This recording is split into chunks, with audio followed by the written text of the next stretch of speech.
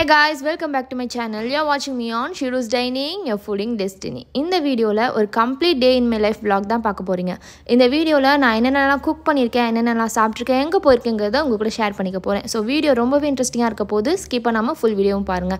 அதுக்கு முன்னாடி இப்போதான் first time Shiru's Dining channel பாக்குறீங்கன்னா மறக்காம subscribe பண்ணிக்கோங்க. பக்கத்துல இருக்க bell icon-ஐ click பண்ணுங்க so that நான் போற வீடியோஸை நீங்க மிஸ் பண்ண மாட்டீங்க. So now வீடியோக்குள்ள போலாம் வாங்க. மார்னிங் பிரேக்ஃபாஸ்ட்க்கு தான் ஃப்ரூட்ஸ்லாம் கட் பண்ணிட்டு இருக்கேன். இந்த ஃப்ரூட்ஸ்லாம் வாங்கி கிட்டத்தட்ட 1 week மேல ஆயிடுச்சு. சரி இதெல்லாம் finish பண்ணிடலாம்னு சிம்பிளா ஒரு பிரேக்ஃபாஸ்ட் ப்ரிப்பரேஷன். அது மட்டும் இல்லாம நாளைக்கு சதாம் வீக் ஆஃப்ல இருப்பாங்க. மேபி ஃப்ரூட்ஸ் வாங்க போனாலும் போவேன். பழசெல்லாம் finish பண்ணிட்டேன்னா ஃப்ரெஷ்ஷா வாங்கி யூஸ் பண்ணிக்கலாம்னு இதெல்லாம் வச்சு சிம்பிளா ஒரு பிரேக்ஃபாஸ்ட். மொசாம்பி கொஞ்சம் இருந்துச்சு, அப்புறம் செரி டொமேட்டோஸ் மாதிரி குட்டி குட்டி ஆரஞ்சஸ் கொஞ்சம் இருந்துச்சு, ஆஸ்திரேலியன் பியர்ஸ் ஒன்னே ஒன்று இருந்துச்சு. எல்லாத்தையும் சாப்பிட்டாச்சு. இது ஒன்று மட்டும் மிச்சம் இருந்துச்சு. இந்த ஆஸ்திரேலியன் பியர்லாம் கிடைச்சிச்சுனாலே விட மாட்டேன், உடனே வாங்கிடுவேன். கொஞ்சம் கிடைக்கிறதே ரேர் தான். நல்ல இனிப்பா ஜூஸியா இருக்கும். இதெல்லாம் வச்சு கட் ஃப்ரூட் செஞ்சுட்டு மொசாம்பியை ஜூஸ் போட்டுருவேன். இதுதான் இன்னைக்கான பிரேக்ஃபாஸ்ட். ஃப்ரூட்ஸ் வாங்க போனால் சரி கொஞ்சமாக ஃப்ரூட்ஸ் ஏதாவது வாங்கிட்டு வரும் அப்படின்ற மைண்ட் செட்டில் தான் போவேன். அங்கே போய் பார்த்தோன்னே டிஃப்ரெண்ட்டாக ஏதாவது ஃப்ரூட்ஸ் வச்சுருப்பாங்க. எனக்கு இந்த எக்ஸாட்டிக்காக டிஃப்ரெண்ட் வெரைட்டி ஏதாவது பார்த்தவொடனே உடனே அது வாங்கி ட்ரை பண்ணிடணும்னு தோணிடும். நான் வாங்க போகிறதையே மறந்துட்டு அங்கே என்ன டிஃப்ரெண்ட்டாக இருக்குது, எக்ஸாட்டிக்காக இருக்குன்னு வாங்கிட்டு வந்துடுவேன். வாங்க போகிறது ஒன்றா இருக்கும், வாங்கிட்டு வர்றது ஒன்றா இருக்கும். ஸோ எனக்கு இந்த எக்ஸாட்டிக் ஃப்ரூட்ஸ்லாம் கொஞ்சம் பிடிக்கும். மொசாம்பி எக்ஸ்ட்ராக்ட் பண்ணி ஜூஸும் போட்டாச்சு. ப்ரௌன் சுகர் ஆட் பண்ணி தான் போட்டிருக்கேன். ஃபுல் அண்ட் ஃபுல் இப்போலாம் வீட்டில் ப்ரௌன் சுகர் தான் யூஸ் பண்ணுறது. டீ, காஃபி, ஜூஸ் எதுனாலும் ப்ரௌன் சுகர் தான். ஒயிட் சுகர் வீட்டுக்கு வாங்குறதே கிடையாது. ஃபுல் அண்ட் ஃபுல் ஸ்கிப் பண்ணியாச்சு. அது ஏதோ சேர்த்தா உடம்புக்கு நல்லது இல்லைன்னு சொல்கிறாங்க. சரி ஓகே எதுக்கு அதை போய் வாங்கிட்டுன்னு சொல்லிட்டு full and full brown sugar தான் இப்போலாம் யூஸ் பண்ணுறது. அப்புறம் அப்படியே ஃப்ரூட்ஸும் கட் பண்ண ஆரம்பிச்சிட்டேன். இது வந்து ஆஸ்திரேலியன் பியர்னு சொல்லுவாங்க. எல்லோ கலர் வித் ரெட் பேச்சஸோடு இருக்கும். ரொம்ப இனிப்பாக ஜூஸியாக இருக்கும். நம்ம ஊரில் விற்கிற பேரிக்காக்கும் இதுக்குமே நிறைய வித்தியாசம் இருக்கும். கிடச்சிச்சின்னா வாங்கி ட்ரை பண்ணி பாருங்க. பெர் கேஜி 500ன்னு வாங்கியிருந்தேன். அப்புறம் இந்த ஆரஞ்சுமே ஹைபிரிட் வெரைட்டி தான். சீட்லெஸ் ஆரஞ்சு கேள்விப்பட்டிருக்கீங்களா? அதுதான் இது. உள்ள ஒரு சீட் கூட இருக்காது. ரொம்ப இனிப்பா கொஞ்சம் புளிப்பா இருக்கும். ஆரஞ்சோட சைஸே பாருங்க எவ்வளோ குட்டியா இருக்குன்னு. இது அப்படியே ஸ்லைஸ் பண்ணி சாப்பிடலாம். இதுவுமே இம்போர்ட்டட் வெரைட்டி தான். பெர் கேஜி 350 அந்த ரேஞ்சில் தான் இருக்கும். அவ்வளோதான் என்னோட பிரேக்ஃபாஸ்ட் வேலை முடிஞ்சிச்சு. இது அப்படியே பிளேட்டில் வச்சு கொடுத்துட்டேன்னா சதாம் சாப்பிட்டு முடிச்சுட்டே பொறுமையாக ஆஃபீஸ் போவாங்க. இன்னுமே நிறைய டைம் இருக்கு. அதுக்கப்புறம் தான் அடுத்த வேலையை போய் பார்க்கணும்.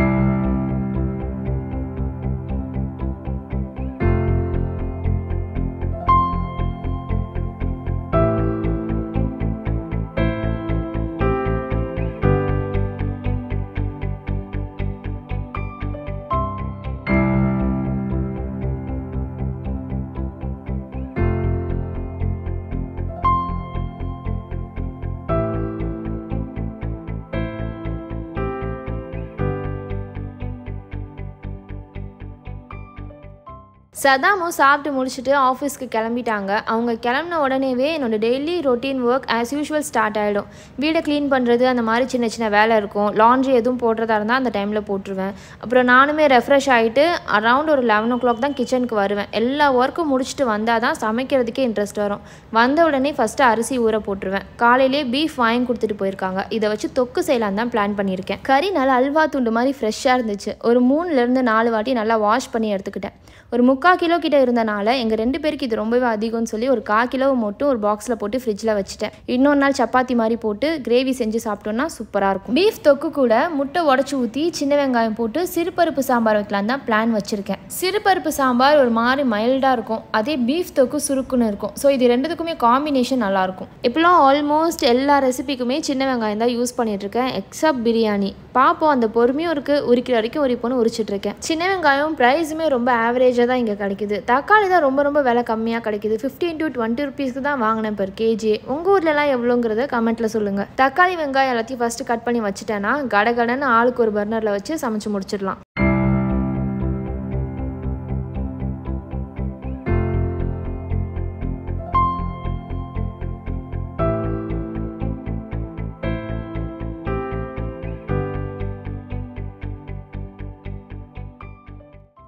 ஃபஸ்ட்டு சாம்பாருக்கு சிறுபருப்பை வேக போட்டுக்கிறேன். 25 சின்ன வெங்காயம், 15 பல் பூண்டு, 2 பச்சை மிளகா, 2 தக்காளி, கொஞ்சமாக சீரகம், மஞ்சள் தூள், பெருங்காயத்தெல்லாம் சேர்த்து வேக விட்டாலே கிட்டத்தட்ட சாம்பார் ரெடி ஆயிடும். மீன்வெல் இன்னொரு பர்னரில் சோறு வெந்துட்டுருக்கு. இது ஒரு 5 நிமிஷத்தில் வடித்து விட்டுட்டா சோறு ரெடி ஆகிடும். சாம்பார் செய்ய தெரியாதுங்கிறவங்க கூட டேஸ்டான சாம்பார் செய்யலாம். இந்த ரெசிபி ரொம்ப ரொம்ப ஈஸி, அதே நேரத்தில் டேஸ்டியாகவும் இருக்கும். இந்த சாம்பார் ரெசிபியோட டீட்டெயில்டு வீடியோ நம்ம ஷீருஸ் டைனிங் சேனலில் இருக்குது. இப்போ ரீசெண்டாக அப்லோட் பண்ணியிருக்கேன், வேணும்னா போய் செக் பண்ணி பாருங்கள். நான் முட்டை சாம்பார்னு சொல்லும்போது எனக்கு தெரிஞ்ச ஒரு சிலர் என்னது சாம்பாரில் முட்டையா, புளிக்குழம்புல போட்டால் தான் நல்லாயிருக்கும், சாம்பாரில் போட்டால் எப்படி நல்லாயிருக்கும்னு சொல்லி ஆச்சரியமாக கேட்டாங்க. ஸோ அதுக்காகவே இந்த டீட்டெயில்டு ரெசிபி வீடியோ நான் ரீசெண்டாக அப்லோட் பண்ணியிருக்கேன். ஷீரூஸ் டைனிங் சேனலில் இருக்குது, நீங்கள் போய் செக் பண்ணி பார்க்கலாம். சோறு ஒரு சைடு வடிச்சு விட்டாச்சு, சாம்பாரும் ரெடி ஆயிடுச்சு. இப்போ பீஃப் தொக்கு வச்சிடலான்னு சொல்லி கடலெண்ணெய் சேர்த்து ஹோல் ஸ்பைசஸ் ஆட் பண்ணி சின்ன வெங்காயம், பச்சை மிளகா, கருவேப்பிலை, தக்காளி, புதினா, கொத்தமல்லி எல்லாம் சேர்த்து வதக்கி விட்டுட்ருக்கேன். இந்த தொக்கு ரொம்ப ரொம்ப ஈஸியாக செய்கிற ஒரு 1 பாட் ரெசிபி. இப்போ இதில் சில்லி பவுடர், மஞ்சத்தூள், கரம் மசாலா இது 3 தான் இதுக்கு சேர்க்க வேண்டிய மசாலா. இது எல்லாத்தையும் சேர்த்து சாட்டே பண்ணிவிட்டு கூடவே நல்லா கழுவி வச்சுருக்க பீஃபையும் சேர்த்து நல்லா கிளறி விட்டு ஒரு 8 விசில் வச்சு எடுத்தோன்னா சூப்பராக கமன்னு பீஃப் தொக்கு ரெடி ஆகிடும். இந்த ரெசிபியோட டீட்டெயில்டு வீடியோ உங்களுக்கு வேணும்னு நீங்கள் நினச்சிங்கன்னா இதுவுமே ரீசெண்டாக ஷீரூஸ் டைனிங் சேனலில் அப்லோட் பண்ணியிருக்கேன். பீஃப் தொக்குன்னு நீங்கள் போய் தாராளமாக செக் பண்ணி பார்க்கலாம். ஒரு சூப்பரான ரெசிபி, மிஸ் பண்ணாமல் போய் செக் பண்ணி பாருங்கள். பீஃபில் மட்டும் இல்லை, சிக்கன், மட்டன் எதில் வேணாலும் செய்யலாம். எதில் செஞ்சாலுமே அற்புதமாக இருக்கும். அவ்வளோதான், ஒரு 8 விசில் விட்டு எடுத்தோன்னா வீடு ஃபுல்லாக கம்மன்னு ஒரு வாசலிக்கும். பீஃப் தொக்கே நான் ரெடி ஆகிட்டேன்னு சொல்கிற மாதிரி இருக்கும். இதோட என் சமையல் வேலையும் முடிஞ்சிருச்சு. இது உண்மையிலே ஈஸியாக செய்கிற ஒரு நான்வெஜ் ரெசிபி. இந்த வீடியோவை பார்த்துட்டு மறக்காமல் அதையும் போய் பாருங்கள். அவ்வளோதான், சமைச்சு முடிச்சாச்சு. இப்போ கையோட சமைச்ச பாத்திரத்தையும் கழுவி வச்சுடுவேன். எனக்கு சிங்கில் பாத்திரம் இருந்தாலே பிடிக்காது, இருக்கவும் விடமாட்டேன். ஒரு கப் காஃபி குடிச்சா கூட அதை கையோடு கழுவி வச்சாதான் நிம்மதி. சதாமுமே அப்படித்தான். ஜூஸ், காஃபி ஏதாவது குடிக்கிறாங்கன்னா அந்த கப்பை போய் அப்படியே வச்சுட்டுலாம் வரமாட்டாங்க. அவங்களே அதை வாஷ் பண்ணி வச்சுட்டு தான் வருவாங்க. சமைச்சு முடிச்சதும் கிச்சன் ஸ்டவ்வில் நல்லா க்ளீன் பண்ணி தொடச்சி விட்டுட்டு கொஞ்ச நேரம் ரெஸ்ட்டு. அடுத்து சதாமுக்காக தான் வெயிட்டிங். அவங்க வந்தவொடனே சேர்ந்து சாப்பிட்டுட்டு தான் அடுத்த வேலை.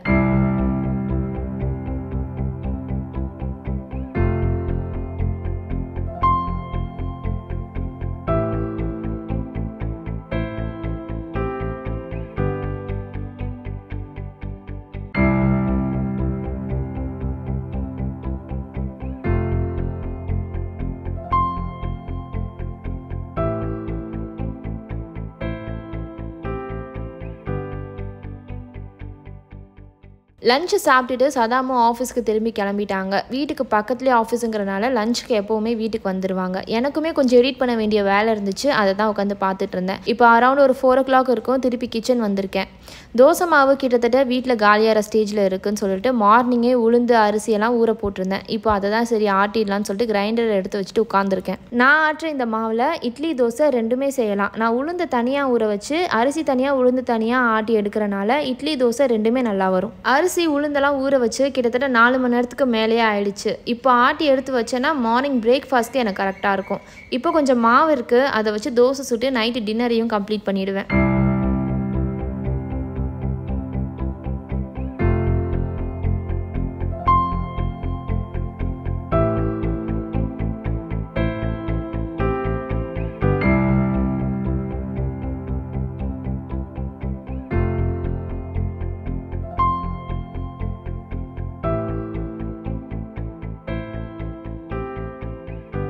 அரிசியும் உளுந்தையும் தனித்தனியாக ஆட்டி அதை லைட்டாக ஒரு மிக்ஸ் பண்ணி ஒரு ஓரமாக எடுத்து வச்சுட்டு கையோட கிரைண்டரையும் தொடச்சி எடுத்து வச்சுருவேன். இதோட இன்னும் 1 வாரம் கழிச்சு தான் திருப்பி கிரைண்டர் எழுப்பேன். ஏன்னா இப்போ ஆட்டுற மாவு எனக்கு 1 வாரத்துக்கு தாராளமாக வரும். வீட்டில் செய்கிற மாவுங்கிறனால சீக்கிரத்தில் புளிச்சும் போகாது. இப்போ ஆட்டியிருக்க மாவில் கொஞ்சமாக தண்ணியும் தூளுப்பு சேர்த்து கரைச்சி வச்சுட்டேன்னா மார்னிங் எடுத்து பார்க்கும்போது கரெக்டாக இருக்கும். கிரைண்டரை தொடச்சி தூக்கி வச்சாச்சு. கல்லும் ட்ரம்மும் மட்டும் இன்னும் கழுவணும். அதையும் கையோட கழுவி முடிச்சிட்டேன்னா இந்த வேலை முடிஞ்சிடும். மத்தியானம் சாப்பிட்டு கழுவி வச்சிருந்த பாத்திரம் கொஞ்சம் பேஸ்கெட்டில் இருந்துச்சு. அதை எடுத்து வச்சுட்டு கல், ட்ரம்மு, அப்புறம் மாவாட்டுறதுக்கு யூஸ் பண்ண சில பாத்திரம்லாம் இருந்துச்சு. அதையும் வாஷ் பண்ணி வச்சுட்டேன். இன்னுமே கொஞ்சம் எடிட் பண்ண வேண்டியது இருக்குது. லைட்டாக டவுன் ஆன மாதிரி இருந்துச்சு. சரி ரைட்டு, ஒரு கப் ஹாட்டாக ஹார்லிக்ஸ் பூஸ்ட் ஏதோ வேணும் போல இருக்குதுன்னு சொல்லிட்டு ஒரு கப் ஹார்லிக்ஸ் கலக்கிட்டு இருந்தேன். இதை குடிச்சிட்டு வேகமாக போய் எடிட் பண்ணி உங்களுக்கும் வேகமாக வீடியோ போட்டுடுறேன். நீங்களும் சப்ஸ்கிரைப் பண்ணிவிட்டு வீடியோ பாருங்கள். ஹார்லிக்ஸ் குடிச்சிட்டு அப்படியே எடிட் பண்ணிட்டு இருந்தேன். ஒரு 1 hour 1.5 hours உட்காந்து எடிட் பண்ணியிருப்பேன். டைம் எப்படி போச்சுனே தெரில. கிட்டத்தட்ட சதாம் வர டைமே ஆயிடுச்சு. இங்கே எங்களுக்கு பால் ஈவினிங் தான் ஊற்றுவாங்க. பாத்திரம் வச்சுடுவோம். சதாம் ஆஃபீஸ் விட்டு வர நேரம் தான் ஊற்றுவாங்க. வரும்போது அப்படியே எடுத்துகிட்டு வந்துடுவாங்க.